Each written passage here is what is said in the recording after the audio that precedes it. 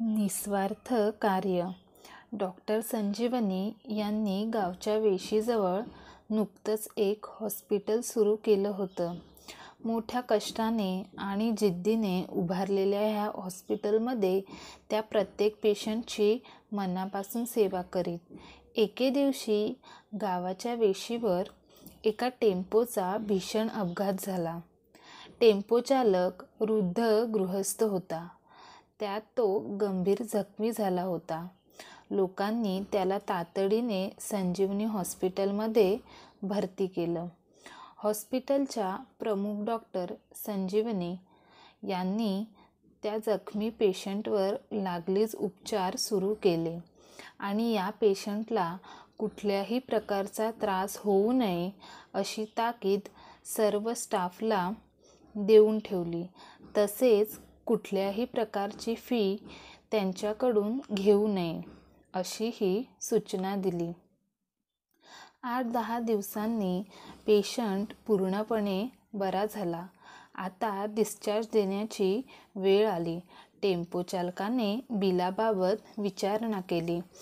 तेव्हा त्यांना सांगितलं की आपल्याकडून कोणत्याही प्रकारची फी घेतली जाणार नाही. हे ऐकून त्याला मोठं आश्चर्य वाटले. तेवढ्यात डॉक्टर संजीवनी स्वतःच तेथे आल्या. त्यांनी पेशंटची विचारपूस केली. टेम्पो चालकाने विचारलं, "डॉक्टर, आपण माझ्याकडून बिल का घेत नाहीत?" त्यावर डॉक्टर संजीवनी स्मितहास्य करत म्हणाल्या, "काका, कदाचित तुम्ही मला ओळखलं नसेल. मी संजीवनी, कुळगावची. लहान असताना तुम्ही लाडाने मला संजू म्हणायचे." हे ऐकताच पेशंटचा चेहरा प्रफुल्लित झाला.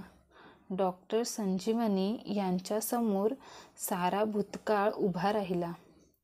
10 वर्षापूर्वी मला डॉक्टर होण्यासाठी गावातून शहरात यायचं होतं. तेव्हा माझी परिस्थिती देखील तशी नव्हती आणि मला घरातून सुद्धा कोणी पाठवायला तयार नव्हतं. पण तुम्ही माझ्या घरच्यांना समजावलं. स्वतःच्या मुलीच्या लग्नासाठी बाजूला ठेवलेले पैसे माझ्या पहिल्या वर्षाच्या फीसाठी भरले. म्हणूनच मी इथवर पोहोचले. काका, तुमचे हे उपकार मी कधीच विसरू शकत नाही.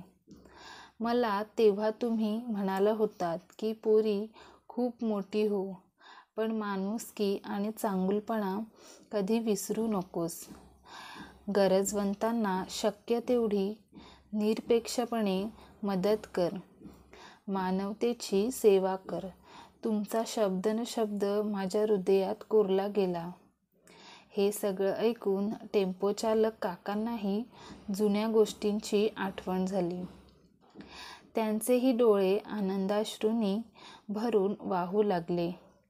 अभिमानाने त्यांचा ऊर दाटून आला. निस्वार्थ भावनेने कोणत्याही फळाची अपेक्षा न ठेवता केलेल्या प्रत्येक कर्मांची नोंद ईश्वराच्या दरबारात होत असते.